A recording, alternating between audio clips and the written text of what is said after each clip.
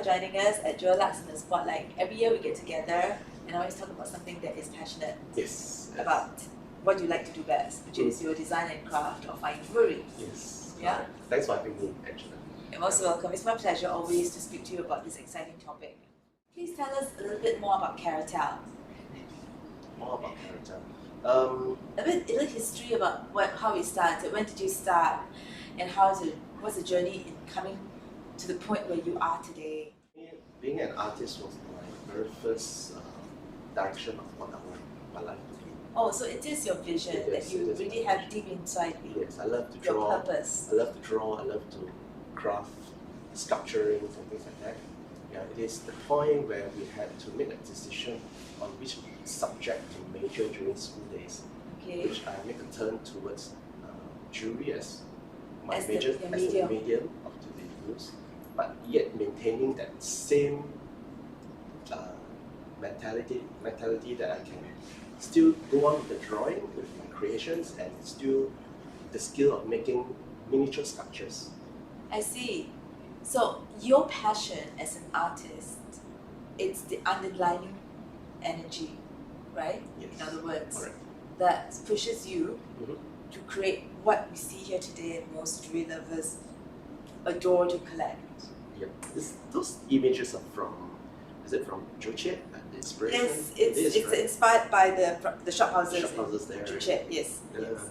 So this outfit is from Triologie, and the happiness that comes with wearing something from her is like the bright colours bring out that vibe Right. of colourful Peranakan, and it's always that cheerful culture, Yes. you know, that Correct. that has that sense of like happiness and inner child, Correct. you know. The beauty, I think the beauty part of it in the Peranakan series of work is to really look into the detail of it. It may bracket as traditional culture, but when you put it out nicely, it has a very youthful, happy Yes. colouring, you know, Yes. in the collection. And I think if you look at the Peranakan culture, Yeah. it is, I feel, a very colourful culture.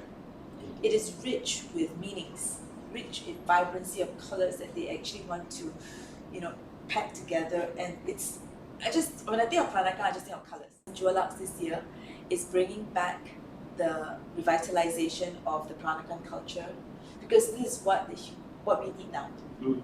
True. Back to the times when we can survive the darkest moments Mm-hmm. with vibrancy, with good cheers. Yes. And you know, with what we're facing today, Mm-hmm. with COVID, and there's not denying it has affected people in deeper ways than we want or anticipated. Mm-hmm. Going back to the roots of who we are and how it has made us come to all those times in history, Mm-hmm. I think this gives us the energy and that vibrancy and that motivation or the encouragement Yep. to have good cheer regardless of what happens, to be rushed, to be antagonized, to be challenged, but still emerge with a smile because we remember who we are. Okay. So because I remember one of the collection that you mentioned to me is the colours of heritage, Mm-hmm. and can I understand, which is actually one of these rings that I'm wearing, which I love very much. It matches the outfit, Peranakan inspired. The whole collection came out especially during this pandemic time. You know, we are first, of course, we'll spend a little more time back in the hometown, understanding on our surrounding, our culture, deep understanding of what our Asian culture was like then to be in the past. You'll be so busy with your work, traveling out. You Yes. neglect a little bit of your own hometown, Our roots, our yeah. roots. Yeah. So that gives me that period of time to really go in depth studying and, you know, going down to, like what I said, the Juche shop houses, yeah, and then observing the architectures, and the tiles on the buildings, the beautiful colors tiles. So go in depth on other and understand, study, realize that it is actually a dying art. Actually, we really look into it. You don't find people nowadays putting into a lot of this hands-on preserving the traditional of making this kind of work. So that gives me the idea of focusing on a new collection, this jewelry relating to that theme of work. What gives me the idea behind, apart from knowing that it is the lost art of enameling, because this traditional way of enameling, it is probably less than a handful of people now in Singapore is able to do it. And then it is a real traditional method whereby the glass is pounded into very fine powder and then washed till they are very clean, and then we use a little bit of water to scoop it up and then lay them suspended between the frame of gold, and we can pack them slowly and put it in the kiln fire at the right temperature while it's not too wet nor too dry, so that the glass eventually start to melt and fuse with the colours. To the colours, fuse to the metal, to the gold. Okay. Yes. And the colours also, they start to set in, right? The colours will set in, yes, correct. Because in the first, we start off with the coloured glass in the powder form. Okay. Yeah, so this technique of firing this enamel is also an art, because if you overfire, it will just collapse into one portion. I see. Yeah. If you under fire, then the surface doesn't have a good smooth shine. Yeah, because yours is very smooth shine and it's exceptionally glossy. Yes, correct. So this must be taking a lot of time. Indeed. A lot of time, a lot of patience, and also a lot of breathing control. Because you need to have very stable hands, because these things are really small. Yes, because your little colours are small. Yes, correct. So you need to have that patient control of breathing, putting them, layering bit by bit. It's what we call packing of the glass enamel. And you fire it, and after that you need to do some cleaning up when you do the next firing. So you need several firing. Wow. It doesn't happen at one shot. You pack You just everything, put everything in and then like this is not an assembly line procedure, definitely. So it takes one person dedicated to one piece of work. Yes, correct. And systematically and arduously piling on the colours on each colour. Yes, each correct. section, each colour. Bit by bit. Wow, this is amazing. It's like a lot of work. Challenging part of this enameling is that sometimes after you finish, it suddenly just crack. And then you know that the whole time spent on it, and you just suddenly gave away. Yeah, so these are some of the challenges of this enameling, and then it's also maintaining stable color. That was also another art of making this color enameling. Because when you fire the enamel, it has contact with gold, so gold oxide has an influence to the glass, then you affect the colours. Around it, right? Correct. But you managed to make it really consistent in terms of the colours, even though those is around the edge and in the middle they have that consistent shade. So it must be a skill. So is there a specific group of people, artisans, in your workshop that does enamel?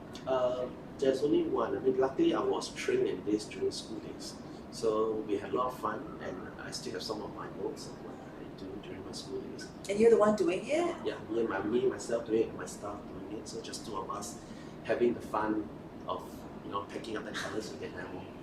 I like the way you say having a lot of fun to do something so complex. So for your Peranakan collection, right, are all of the entire range all using enamel? Yes, they're all using enamel with the combination of small diamonds and colour gemstones. This one features a blue topaz. It's a blue topaz. It's like blue topaz. very pretty. So you incorporate other gemstones as support, but the center of attention It's still is still the enamel. yes, correct. So this is an artwork, okay? And the artwork is created with enamel. 18 karat rose gold. And the visual element is Peranakan. Yes. Okay. Capturing the tile, the floral motif Of the tiles. I love this because it's very intricate. It even has the flowers with petals and interspersed with stems, finishing with diamonds on it. So definitely a good look out with Michael's Caratell's Peranakan collection, Colours of Heritage, because they're also vibrant with colours, the bright, happy colours that make you cheer up no matter what. So jewellery is very important to me and to a lot of the ladies who love jewellery. Do you know why? Because jewellery actually makes anybody who wears it feel a little protected, happy. And it's the kind of inner connection that you have, that I am worthy, I need to look after myself. And I think in a time like this, right, the most important thing is self-love and self-care. Yes, If correct. you can't love yourself and care for yourself, you don't have enough to give to others. True. And I think True. it's important. So I have this pair of earrings here from the Peranakan collection because of heritage. And this is a lighter palette. And it comes with the center, the Akoya pearls. So it's very, the luster is really nice. Yes. So if you notice the design itself, the colors also reflect around the pearl due to the high quality of luster pearl that we have. So and you want something too strong to take away that. You want something that is complementary to bring it out. Correct. At the same time, when you closer look, you notice of the mystery colors that reflect around the pearl. It create a very mysterious feel and the look of it. Yeah, and it also brings out the color of the pearl, the whiteness. Yes, correct. Yeah.